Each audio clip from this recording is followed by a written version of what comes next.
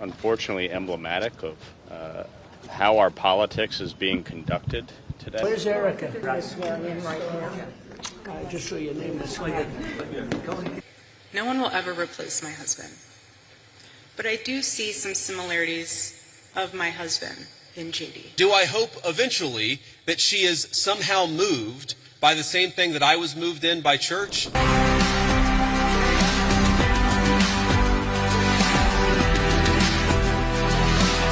I do wish that, because I believe in the Christian gospel, and I hope eventually my wife comes to see it the same way. The timestamp doesn't lie, and when Candace Owens realized what those numbers actually meant, everything about Charlie Kirk's death transformed from tragedy into something far more sinister, because there's a phone call that happened in the moments after Charlie was shot, a call that makes absolutely no sense unless you understand what it was really signaling, and the person who made that call, he's the same man who stood just feet away when the attack happened, but didn't even try to help, didn't check if Charlie was alive, and instead ran to the back of the room to grab his phone, the same man Erika Kirk calls amazing, and refers to by a nickname that suggests a level of intimacy most people reserve for someone far closer than just their husband's chief of staff. Candace Owens hit post, and within minutes, Erika Kirk's entire carefully constructed image started crumbling. This wasn't subtle commentary or vague speculation. Candace went directly for the throat, dropping what she claims is actual evidence of an affair between Erika and Michael McCoy, the chief of staff at Turning Point USA. We're talking phone records, statements Erika made in interviews after Charlie's death, and behavioral patterns that stop looking innocent once you know what to look for. And when Candace started connecting those dots publicly, Charlie's death stopped appearing random and started looking like something orchestrated by people he trusted most. From the very beginning, Candace never bought the official story about Charlie being taken out by some random, disturbed individual. She said it from day one. Something about the narrative didn't add up. Her suspicions weren't based on wild conspiracy theories. They were based on watching how the people closest to Charlie reacted to his death. His closest friends, his political allies, even contacts in the White House, they all seemed ready to move on faster than anyone grieving a genuine loss would naturally move. That speed, that eagerness to close the book and turn the page, it raised red flags that Candace couldn't ignore. But her suspicions crystallized into certainty when Erika went viral for an emotional tribute on national television.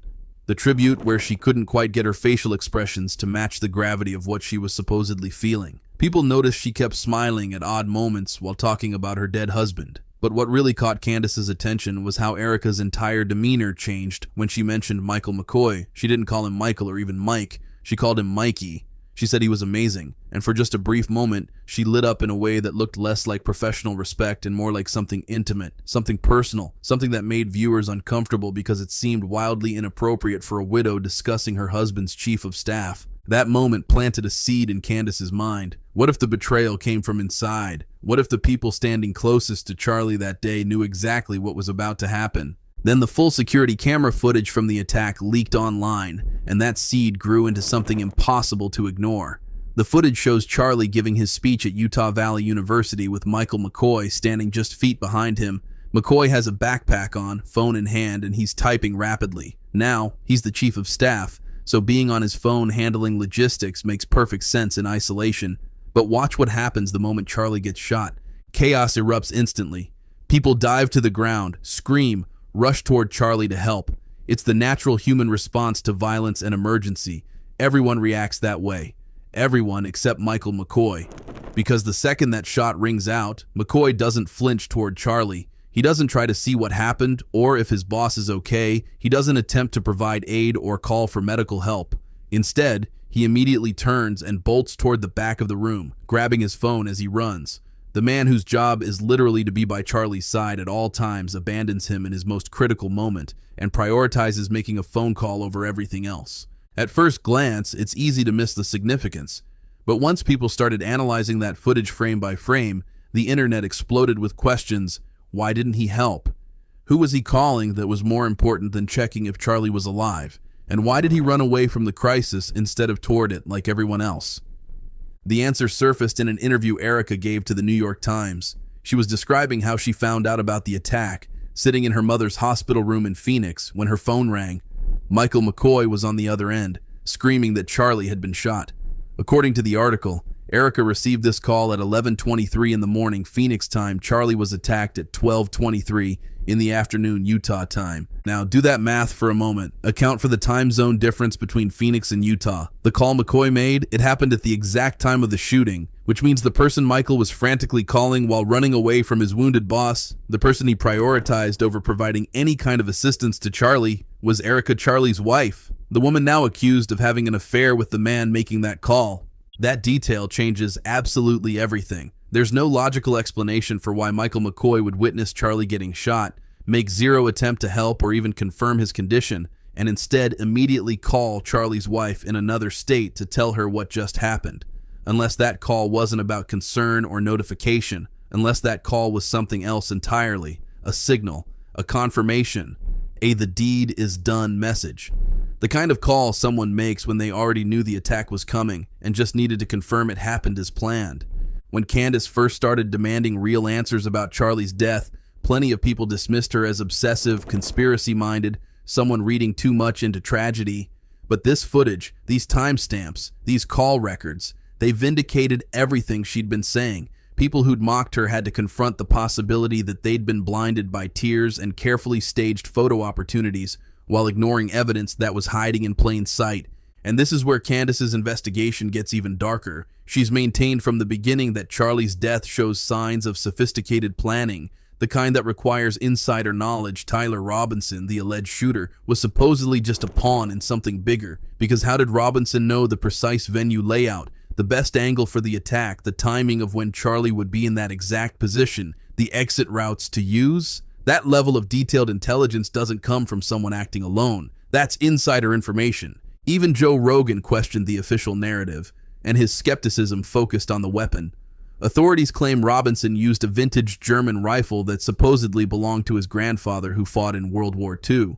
But according to Rogan, that story doesn't hold up under scrutiny. The photograph of the weapon and the way it was deployed in the attack fits something far more modern than a World War II-era rifle. The inconsistencies in the weapon story alone raise serious questions about what really happened and who's controlling the narrative about it. That's when attention shifted back to Erika in a much more critical light. On the surface, she projects the perfect image: traditional conservative wife, grieving widow, faith-based influencer, beauty queen turned devoted homemaker. But when you dig beneath that carefully maintained exterior, cracks appear everywhere. From her Miss Arizona USA crown won under Trump's franchise to her politically connected family background, Erika's ambitions run considerably deeper than her public persona suggests. Compared to Charlie, who was more of a movement figurehead than a behind-the-scenes operator, Erika had the political pedigree and the hunger for power. So people started asking uncomfortable questions. Was Charlie just a stepping stone in her larger plan? Was he useful until he wasn't? But the biggest red flag wasn't even her background or ambitions. It was her behavior immediately after the attack. While Candace was demanding investigations, transparency, and answers, Erika was posting aesthetic Instagram content and inspirational forgiveness quotes.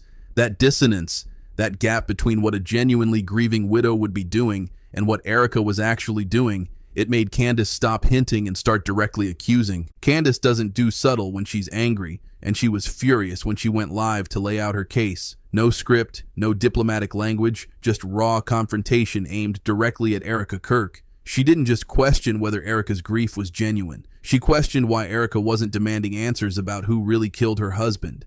Why was Erika publicly forgiving the alleged killer before even confirming the investigation was complete? And why did every tribute Erika posted sound more like public relations copy than authentic expressions of pain? Candace expanded her accusations to include Turning Point USA itself, the organization Charlie built from nothing.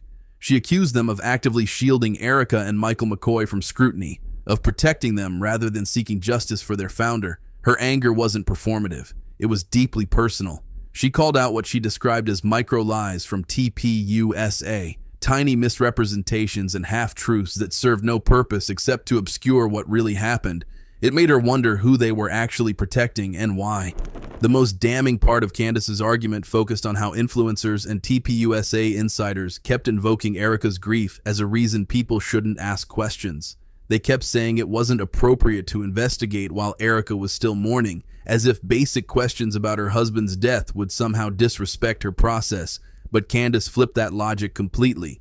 What kind of widow wouldn't want people investigating her husband's assassination? What grieving spouse tells people to stop asking questions about who killed their partner and why? The answer seemed obvious once Candace framed it that way. The only reason someone wouldn't want investigation is because they already know what the investigation would find. When Candace's live stream ended, public reaction split sharply. Some thought she'd crossed ethical lines by attacking a widow, but most agreed that someone needed to be asking these questions publicly, and if Erika and TPUSA wouldn't do it, then Candace was stepping into a vacuum they'd created. Comments flooded in supporting her position. One particularly powerful comment came from a woman who'd lost both of her children's fathers. She described how in the immediate emotional crisis after death, you're too overwhelmed to ask questions, but after about a week, the questions start flooding in. You want answers. You need to understand what happened. The fact that Erika wasn't showing any of that natural progression from shock to questions to demands for truth, it suggested she already had all the answers she needed. But speaking this truth publicly came with serious consequences for Candace. The moment she went public with her accusations, a coordinated counterattack launched against her credibility. Erika responded with a carefully crafted Twitter thread about how there's no linear blueprint for grief, about carrying Charlie in every breath and every ache. She didn't name Candace directly, but the target was obvious. The subtweet was surgical in its precision. Then came the betrayals from people who'd previously supported Candace. Far-right figures who'd praised her courage suddenly turned on her overnight. Laura Loomer called Candace demented, claiming she was disgusted by the conspiracy theories targeting Erika. The pile-on was coordinated and vicious, designed to isolate Candace and make her seem unstable rather than address the actual evidence she was presenting. But Candace didn't flinch under the pressure. If anything, the backlash seemed to fuel her determination. She doubled down and claimed she'd uncovered something even deeper, something connecting Charlie's death to international politics.